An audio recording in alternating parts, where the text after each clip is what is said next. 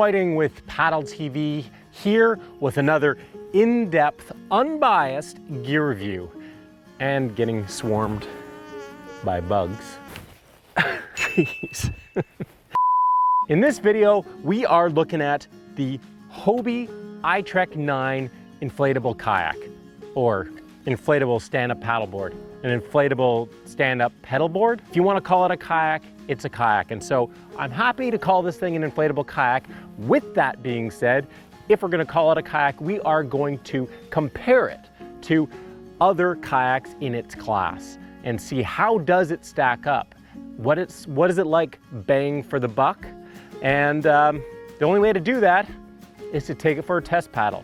And that's what we're gonna do, but first we need to get this sucker pumped up.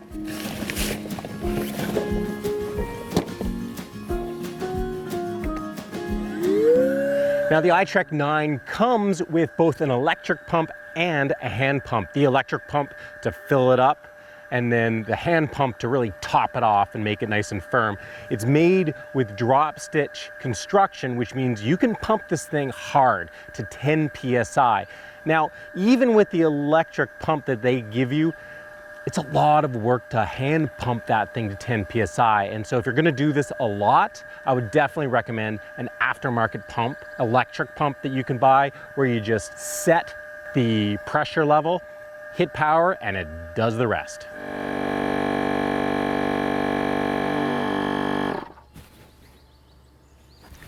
The Hobie Mirage iTrek9 inflatable pedal kayak has a retail price of $2,199 US. It's 9 feet 5 inches long. It's 40 inches wide. The whole kit weighs in at 37 pounds, while the assembled kayak weighs in at only 20 pounds. And it has a capacity of 350 pounds. Its primary use is for flat water paddling and fishing. The iTrek9 has the Mirage drive with glide technology and kick-up fins. It has a rudder with a rudder control that can be mounted on either side. It has a framed elevated seat, bungees on the stern for stowing gear, a seat-mounted cup holder, and 3 carry handles, 2 at the end and 1 in the middle.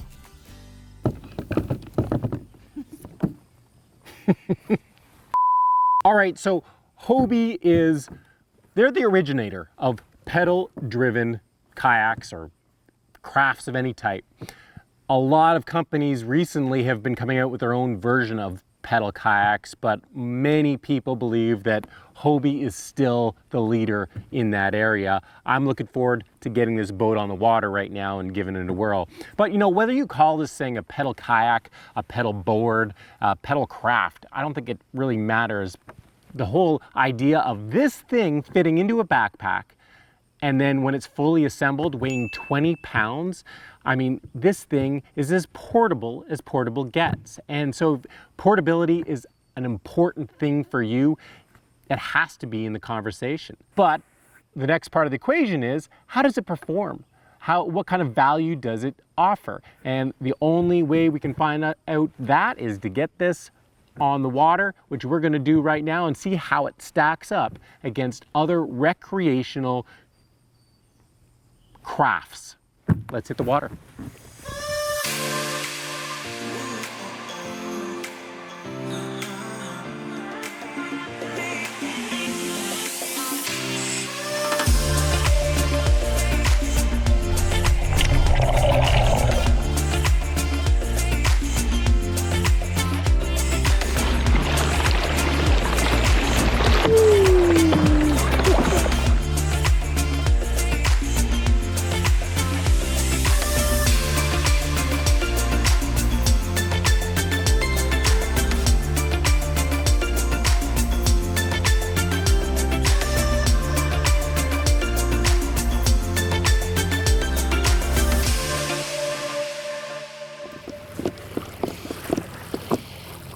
I don't know about this whole pedal kayaking thing. It doesn't feel right. So I've been paddling around, pedaling. I've been pedaling around an hour now. And here's what I can tell you about the Hobie Mirage iTrek9 inflatable kayak. Let's start with comfort. Big, beautiful stadium style frame seat. I mean, this thing as comfortable as a frame seat gets. Great for around camp too. You can pop this thing off and use it at camp. And then you've got this huge open platform to lie out, to stand up. It's such a stable platform that comfort can only be high on this thing. And it is. Stability, this is a 40-inch wide boat board. That's a wide boat. And so it's definitely stable. You can stand up on this thing without any trouble at all. So that's great for fishing. As a stand-up paddleboard, being the width and length of it, you know, it's not a very efficient stand-up paddleboard. It's very slow. So, you know, I definitely wouldn't get this for stand-up paddling, but the fact that you can stand up is a really great feature in this boat. So, great stability. Now, performance. It's a sub 10-foot long boat, and so something of that nature is you can expect it to be fast, and it isn't fast. But this pedal drive system, the Mirage drive system, is incredibly powerful. You can definitely move this boat faster by pedaling than you could paddling. I tried paddling it, and yeah, you can paddle it. You need a long paddle. This is a 235 centimeter paddle, and it's not long enough. I would want a 250 centimeter paddle to actually paddle this thing. Actually, on that note, that's something I wanted to mention. When we talk about this being a stand-up paddleboard or pedalboard or a kayak or whatever, they call it an inflatable kayak, but it comes with a stand-up paddle, not a kayak paddle. Don't fully get that one. I bet they've had some discussions in their boardrooms about what to call this and whether it should come with a kayak paddle or a stand-up paddle, but I chose to bring a kayak paddle on this as my secondary paddle. For a sub 10-foot kayak, no, it's not a super fast, but it's surprisingly fast with the Mirage drive pedal system. What you do gain from its length, which this whole system maximizes on, is maneuverability. I mean, the turning radius on this thing is ridiculous. It's fun. If this thing wasn't this wide, you could almost throw yourself over the side of the boat from turning too quick.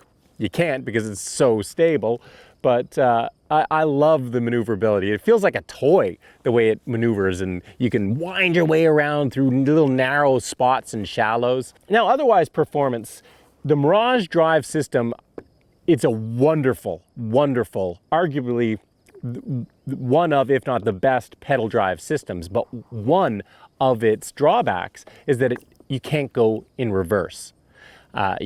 You're only going forward. Now, some of the propeller-based pedal systems, you can back pedal and drive yourself in reverse. So for a boat with this system, you really do want to bring some type of paddle to be able to maneuver when you get into shallows too tight, or you just need to back up. Now, this thing is so maneuverable, you're not going to have to do that very often, but it is something to note about this system versus other systems. Last thing to note about performance is the steering system, the rudder control system. Love the fact that everything is so easy to assemble. That steering system can be put on the left or right side of the seat, whichever you want, and it's tight. It's a really nice system. It's not sloppy at all.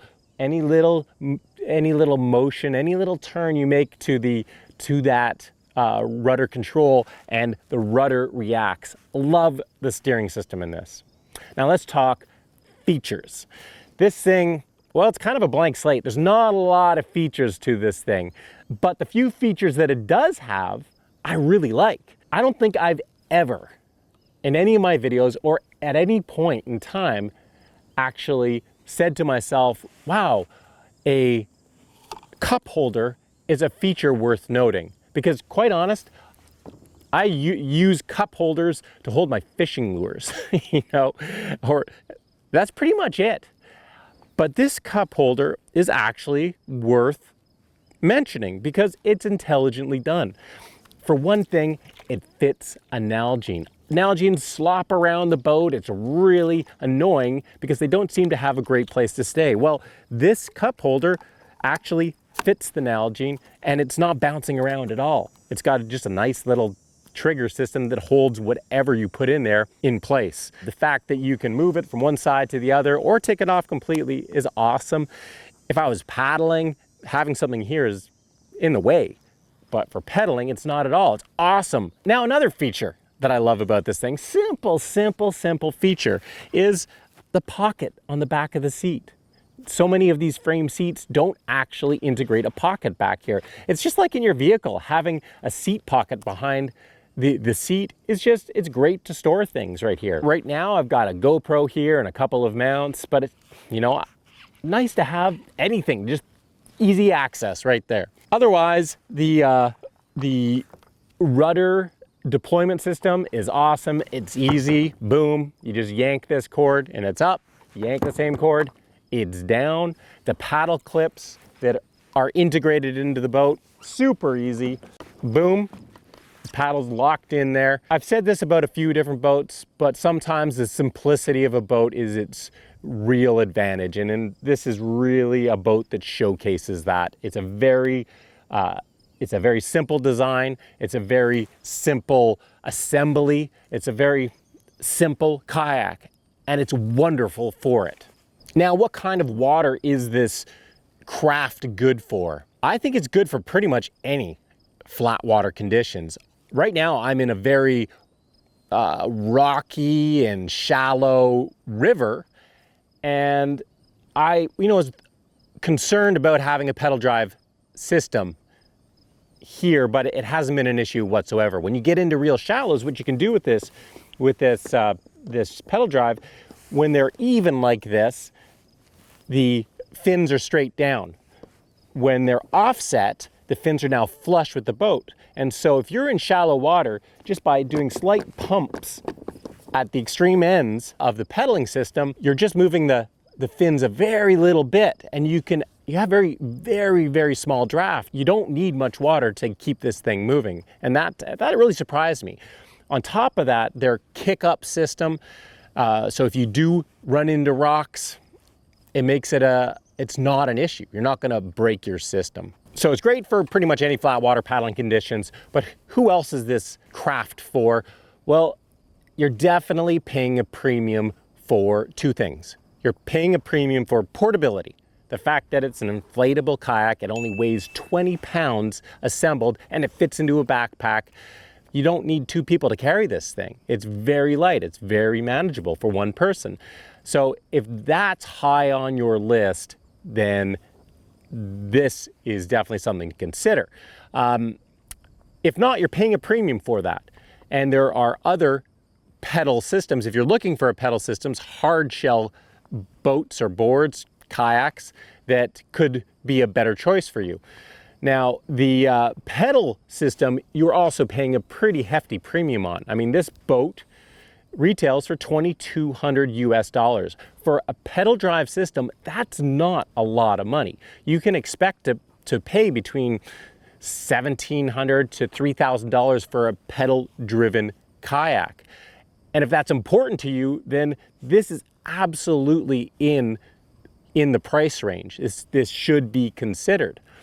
But, if you don't know, if you're not really sold on a pedal drive kayak, you're going to be paying a pretty hefty premium to have it. And so you have to be pretty sure you want a pedal kayak versus a paddle kayak. So to sum it all up, $2,200 for this thing, is it worth it? Well, I would say absolutely. If you're someone who needs a portable, stowable kayak that also has a pedal drive system, you want that pedal drive system, then it is 100% worth it. Is it for everybody? Absolutely not. But it's a really fun kayak to pedal around. I hope you've enjoyed this video. If you have, give it a thumbs up, leave a comment down below and tell me what you think of pedal kayaks. Is it a kayak? Is it a stand-up paddleboard? Or is it just a craft? I don't know. Let me know, and subscribe if you haven't already, and we'll see you again for another paddling tip, paddling gear review, paddling adventure. Anything paddling, it's coming your way.